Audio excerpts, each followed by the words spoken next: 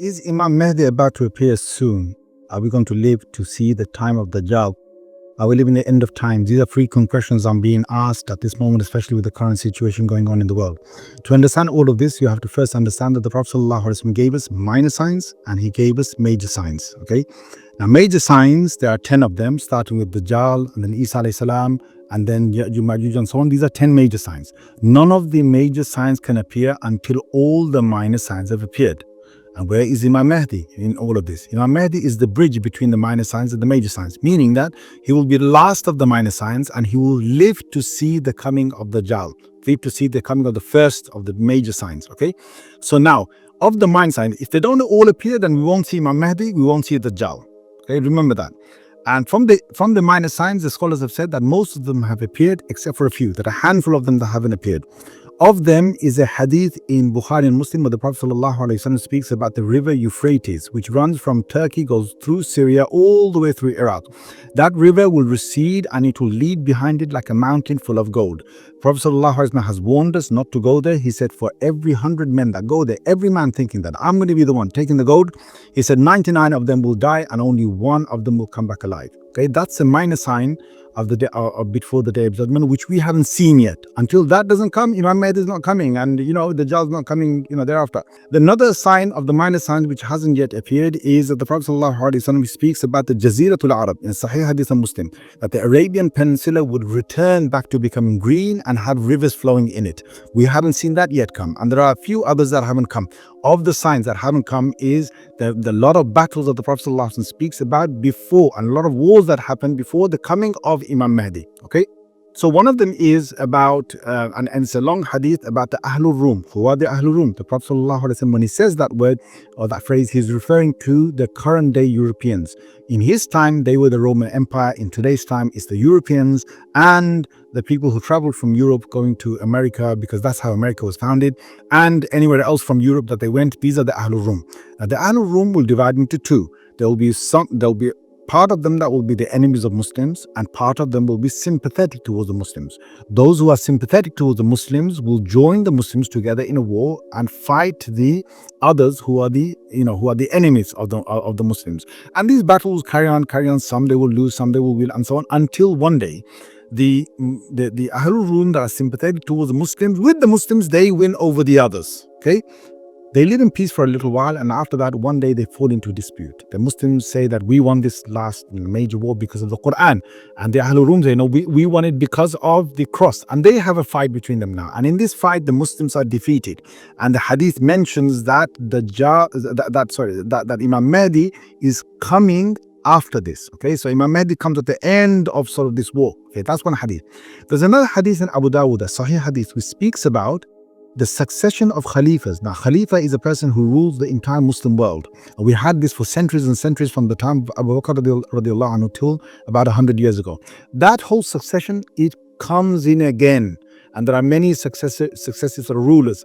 One last ruler has passed away. A new ruler is supposed to be elected. They are in Sham at the moment. Rasulullah sallallahu alaihi wasallam speaks about Sham in various ahadith. When he says Sham, he doesn't mean today Syria only. It covers Syria, whole of Syria. It covers Lebanon. It covers the whole of Palestine. It covers part of Egypt. Covers part of Iraq. Okay, it's a massive part of land. In Sham, these leaders are sitting together and they're about to elect the next leader. Each one is ready, who could become a potential leader, and they have a dispute over who should be the leader. One of these men who could become the leader, he has enough of this. He runs away from there. He goes to Mecca. He doesn't want to become the leader. The others look around. They say, where's that man gone?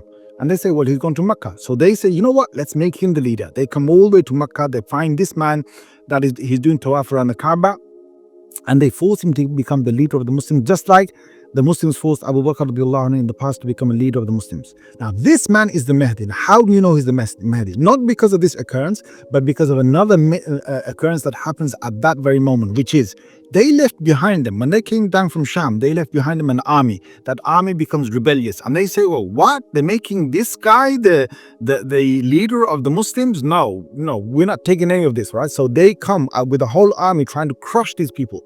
When they get to Medina in a plain piece of land, then the whole land opens beneath their feet, and that whole army is crushed, swallowed inside. when that occurrence happens, we know the man that they gave allegiance to in front of the Kaaba, he is the Mahdi. Now, when Imam Mahdi comes out, he's now going to unite the Muslims together. So his first job is to get the Muslims together. Okay, so he's now the Khalifa of the Muslims. He gets the Muslims together. He comes to Europe for a major war. This is a major war where the Muslims, subhanAllah, Rasulullah sallallahu alaihi wasallam speaks about a third of the Muslims, they are, shuhada, the best shuhada of the day. They're martyred in that war. A third of them run away from that war, never to be forgiven again. And a third of them are victorious with Imam Mahdi. And now Imam Mahdi has the whole of Europe and the European side and the security of a good, a good ruling. And he fills the earth with justice. As much as injustice was there before him, he replaces it with justice. In a hadith, he travels all the way to India, he travels all the way to Persia to bring the Muslims together. Now, he's got his rule there. Now, the key thing here is when Imam Mahdi has brought, okay, and don't forget, there are a number of wars that have to happen before Imam Mahdi comes. So what's happening in the world is just like a war, but it's not, the war that brings Imam Mahdi about. There are a number of other wars that have to come back, and all the occurrences that I've just talked about now as well. Imam Mahdi, when it comes to power, the hadith mentioned that he's going to frequently go up and down from Jerusalem back up north again, back to European side again. Now, the scholars have said, if that is the case, subhanAllah, it means that Jerusalem will not be under anyone's occupation at that time, except for the Muslims, except for Imam Mahdi. That's one set of scholars. Another set of scholars have said that Dajjal will have his base around the sort of Jerusalem area. Now, there's a whole dispute between the scholars, which is that, what's going to be, whose occupation is Jerusalem going to be in at the time when Imam Mahdi appears and when Dajjal comes about. Now, we are going to incline more towards the fact that, subhanAllah, Imam Mahdi has got, Jerusalem under his control, okay? From the ahadith, it's quite clear because he's going in and out of it. And the ahadith mention, okay, in one hadith, he mentioned Dajjal can't go to Makkah and Medina, which is, when you say Makkah and Medina, the Prophet ﷺ is talking about the Haram of Makkah and the Haram of Medina, which is the masjid and its vicinity. It's outside sort of, vicinity. That's in Makkah and Medina. Another hadith in Ahmad mentions 4 places Dajjal can't go into, and it's Makkah, Medina, and Masjid Al-Aqsa and Masjid Al-Tur. Okay. Now, when he says Masjid Al-Aqsa, subhanAllah, the Prophet has been saying he can't go to Masjid Al-Aqsa. Does that mean that the whole of the Aqsa surroundings are under the occupation of the people who are trying to take over it right now, and Dajjal can't only go into Masjid Al-Aqsa? Or does it mean that the whole of the Aqsa vicinity is under the Muslim rule? Again, it's a debate amongst the Muslim scholars. We furthermore have another hadith that describes that the first major following of Dajjal is going to be from the east. It's going to be from a place of Asfahan in Iran, and there's going to be 70,000 Jewish people who will follow him. These are going to be the first major followers of Dajjal. Now, again, the question is, why from that part of the world? Why are they the major? Is it because he's got his major base somewhere in the east, and then he comes to fight the Muslims over here in the Middle East and so on?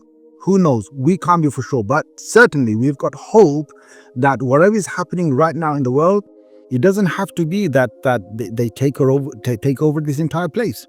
They might be there for some time. We don't know how long. Okay, but we definitely know that there's going to be, something that is going to come back. Now, where are you going to find all of that? I'm going to ask all of you to read the tafsir of the beginning of Surah Isra. Okay, if you want to know the future of this place of Jerusalem and what's going to happen, well, you look in the Quran, because that's what the Quran came to us for. It came to us to tell us about, about things that the most important things to us. Why did Allah Azza wa Jal dedicate the first, part of Surah Isra talking about, this place, Masjid Al-Aqsa, and what's going to happen and what happened in the past and what Allah said each time there is a great occupation that happens there, what will be the outcome of that? Allah Azza wa Jal mentioned that in Surah Isra in the beginning. Go and read the tafsir yourself and find out, because there mentioned, whatever is mentioned there of the history is about to repeat itself in the future. Okay, that eventually there's going to be no occupation there, because Allah will send His men in there, right? His men in there, and it says that dakhaluhu, they will enter the masjid, as they entered beforehand. Does that mean again that the whole thing is occupied by the people who are trying to take over right now? It could be, yes, it could be very much so that they actually take over the entire place. It could also be that all this happens and where I'm gone, later on, Imam Mahdi comes, he takes, he's already in control over that, and Dajjal doesn't have his base there. It could be either way. Anyway, food for thought.